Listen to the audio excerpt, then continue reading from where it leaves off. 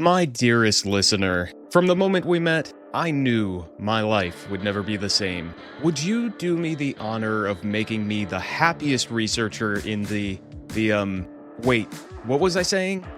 Screw it. Never mind. It's an all new Prove It To Me.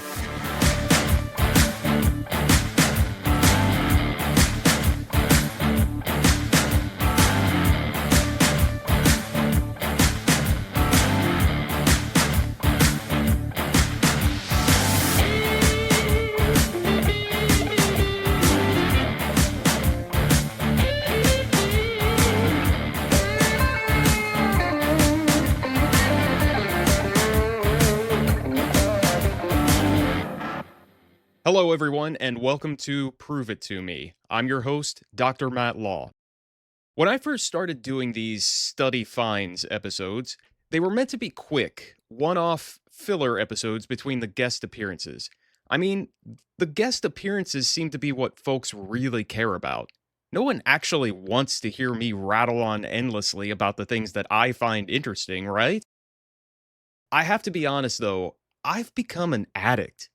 There's a real catharsis I feel that's associated with diving deeper behind the headlines. Every time I see the words study finds, I get butterflies in my stomach. It's Pavlovian. I start to anticipate the inevitable buzz I get from doing the search, clicking the links, and getting into the nitty-gritty details to find out if this new study is really a game changer or if it's just a little bit of something somebody wrote up that got blown out of proportion. Or maybe it was slightly misconstrued when the morning news wrote up their summary of a summary. Either way, I find myself almost drooling at the chance to geek out over the details of this new research. And I promise, I have more guests on the way. The thing is, my guests so far have been researchers. Researchers spend a lot of time... No, that's actually it. Researchers spend a lot of time, period. It takes so much time and effort to answer a question thoroughly and definitively. There is no yes or no. There is no black or white. It's all gray, and there are many shades of gray. They spend months looking at the factors they want to study and figuring out all the possible confounding factors. They put so much effort into developing models and modifying models to measure relationships between variables. They pore over statistical analyses and try to explain the data and why the outcomes are the way they are. That's just the quantitative researchers. The qualitative researchers are even more screwed. They have to try to make sense of paragraph after paragraph of text from focus groups and interviews and loosely guided observations to try to pull themes that create a story for further quantitative analysis. Sometimes these studies take years. They want to get it right. That's how good research is done, with an aim to get it right, not with the intention to push an agenda. So it's no surprise that my guest researchers will reach out months in advance to schedule an appearance on the podcast.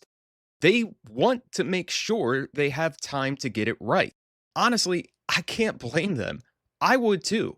In fact, my own pet research projects are taking much longer than I expected because I want to make sure I get them right. So until then, you are stuck with me. But I promise we're only a few weeks away from the next guest appearance. Now, for this episode, I'm going back to sort of everyday health topics rather than a workplace safety topic. I mean, this is the stuff that ends up on the news, so that's what I tend to latch onto first.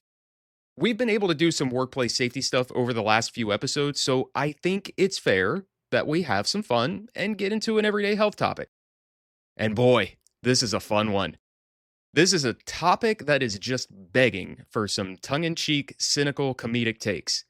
I don't know if you all are able to appreciate my sense of humor, but I really hope you enjoy going through this one with me.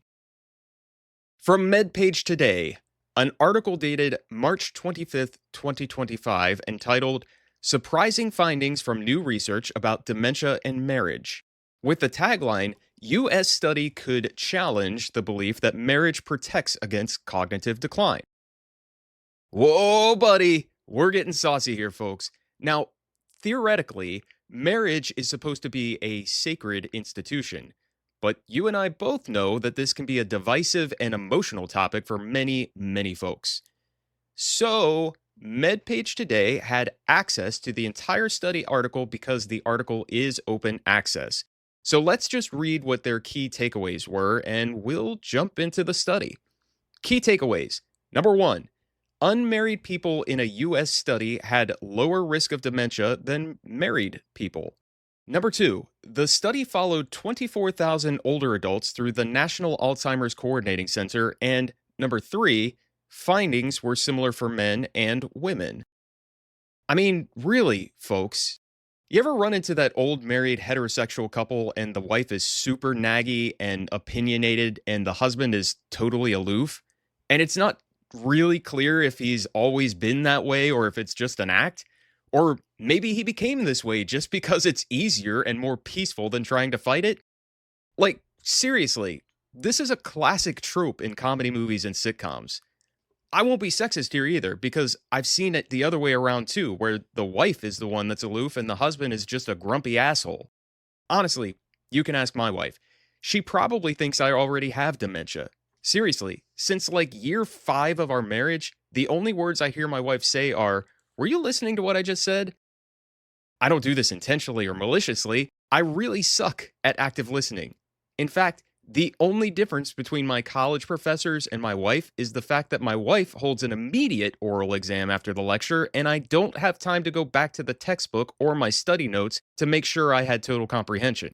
I may have a 4.0 GPA associated with my doctorate, but I'm sitting at a D average with the classes I get from my wife. Don't worry, everybody. I love my wife. As far as I know, she still loves me, even though she rolls her eyes at me when I space out. There's no trouble in paradise. But man, for those of you who may have trouble in paradise, it sounds like divorce might save you from dementia. Not to say I'm endorsing that, I'm just reading this study summary on MedPage Today. I mean, maybe there is something medically wrong with me already, and that's my excuse for spacing out during my conversations with my wife. All right, enough of that. Ready to get into the study and figure out what's going on? Let's do it. This study was published by Karakos and colleagues in March 2025 in Alzheimer's and Dementia, the Journal of the Alzheimer's Association. It is titled Marital Status and Risk of Dementia Over 18 Years, Surprising Findings from the National Alzheimer's Coordinating Center. Okay, surprising findings is actually a little risque for a journal article title. I mean, I would do that for a presentation title just to get folks to come to my session at a conference. It's like these researchers wrote up the study like, oh, ho, ho, guess what we found? Like they're pretending to be these conniving gotcha artists instead of the droll geeks we all know they are. I'm putting myself in that category, by the way, not trying to be a dick. We researchers are, in fact, geeks and nerds, but we make the world a better place for it. Okay, first, funding disclosures and conflicts of interest. The authors declare no competing interests. In the supplemental information, the lead author declares the only funding provided was from a grant to their institution from the U.S. National Institutes of Health. So, no funny business there that we know of. Let's go through how the authors set up their problem statement. The authors start by referencing evidence that being married has traditionally been related to better health and longevity. They also discuss the marital resource model, which suggests that marriage provides social, psychological, and economic benefits unavailable through other relationships that, in turn, support healthier and longer lives. They also say there is conflicting evidence on marital status as it relates to Alzheimer's disease and dementia. Some studies have said that unmarried, never married, divorced, and widowed folks are at higher risk, and others are inconclusive. There has also been contradiction in studies on whether this affects unmarried men more than unmarried women, with some reporting higher risk of poor health outcomes for men than women. They also note that married individuals are more likely to engage in preventative medical care than unmarried individuals, citing that individuals may be made aware that something is wrong because their partner told them. This is why, if I keep not listening to my wife, she's probably going to put me in a home.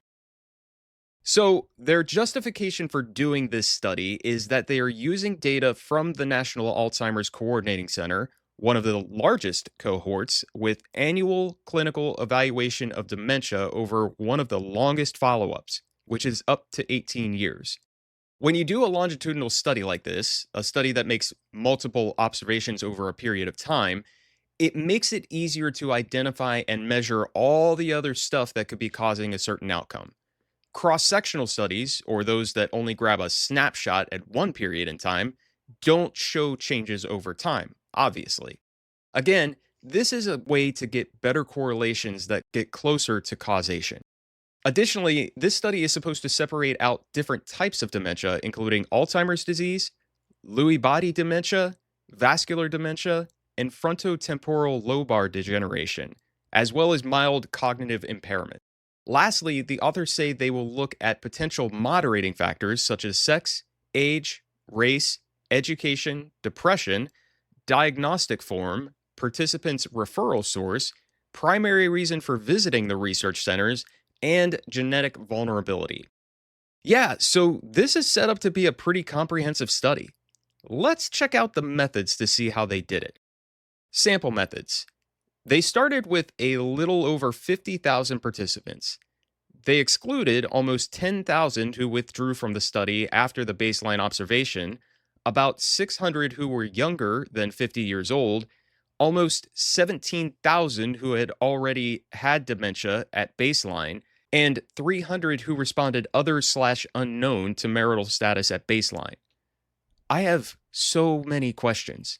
How do you not know your marital status? You know what? Maybe I shouldn't ask.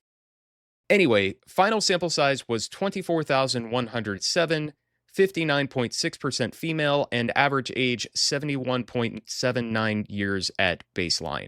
There's some other stuff in here about how they combined groups of marital status. There was a small group of folks who said they were separated, and they were combined with the larger group of folks who said they were divorced. Similarly, there was a small group who said they were living as married or had a domestic partner. Those folks were combined with the married group.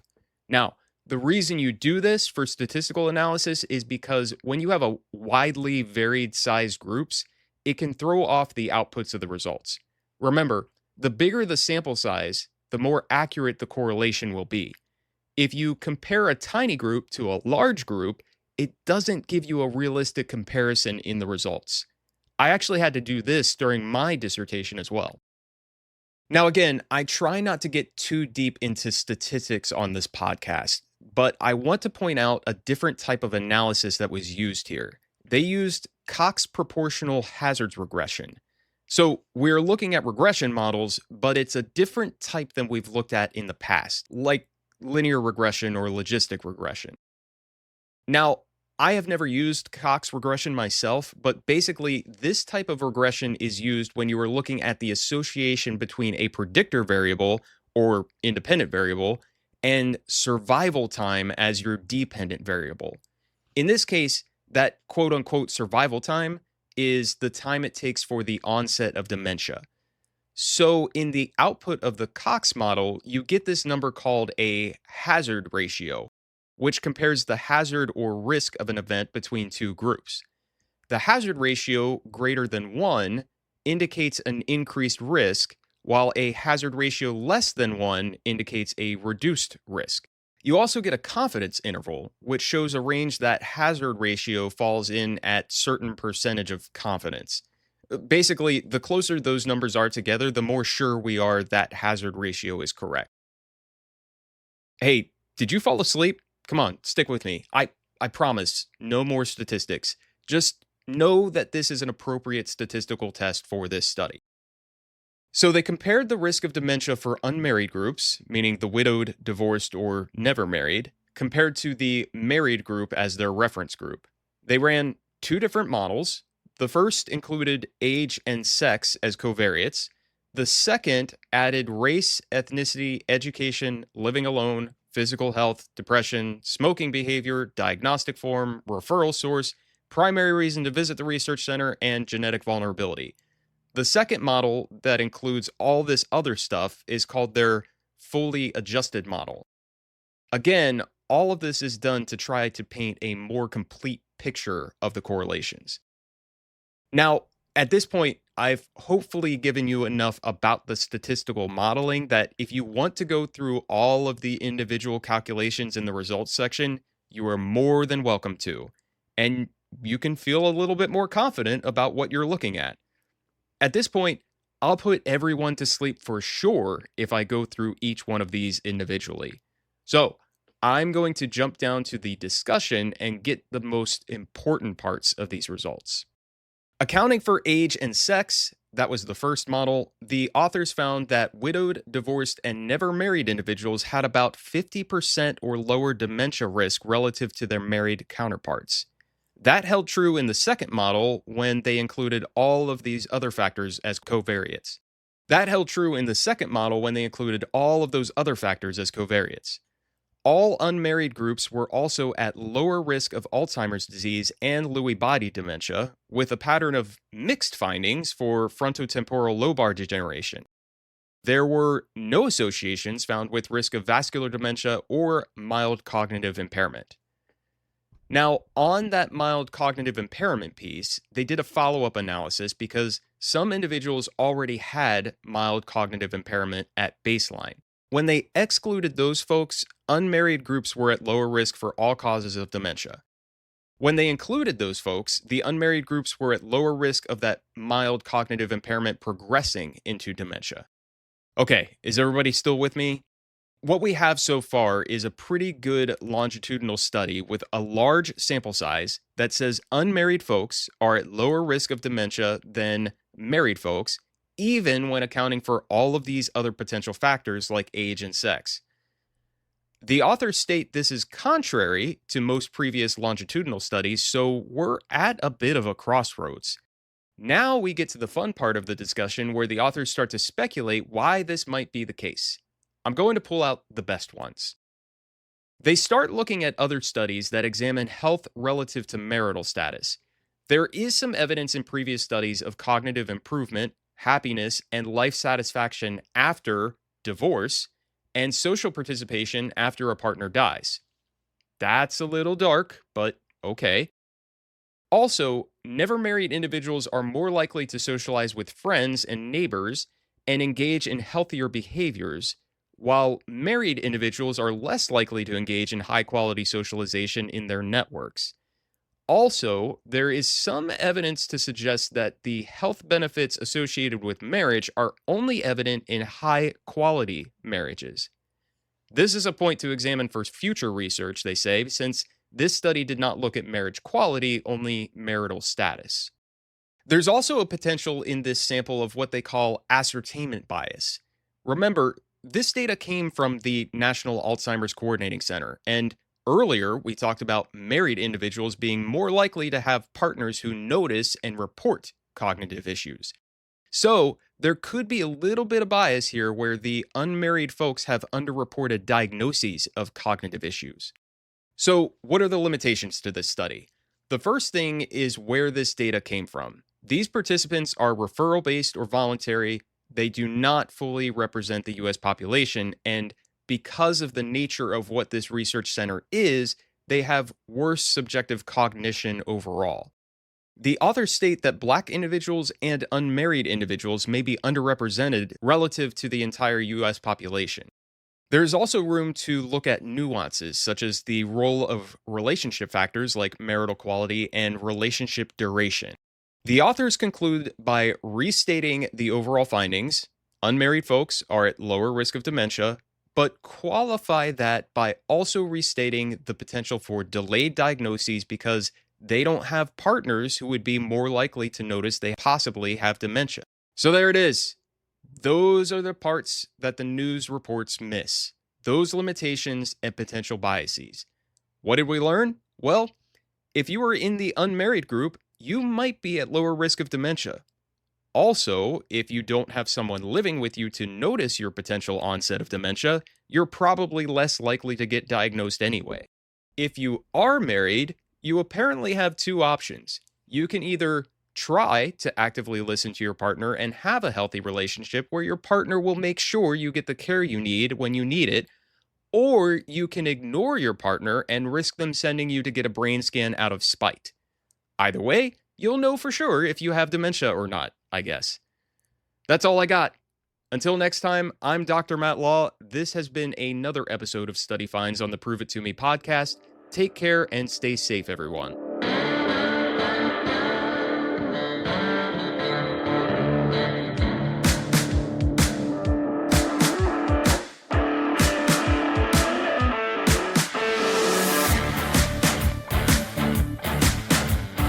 Prove It To Me is produced by me, Matt Law. Original music by Wes London. You can find this podcast on Podbean, Apple Podcasts, Spotify, YouTube, Amazon Music, and iHeartRadio. Like what you've heard so far? Please like, subscribe, and follow wherever you get your podcasts, and leave a 5-star review on Apple Podcasts. Got questions about what we talked about or research that you want to share? Send an email to contact@proveitpod.com. The views and opinions expressed in this podcast are those of the host and its guests and do not necessarily represent the official position, opinion, or strategies of their employers or companies.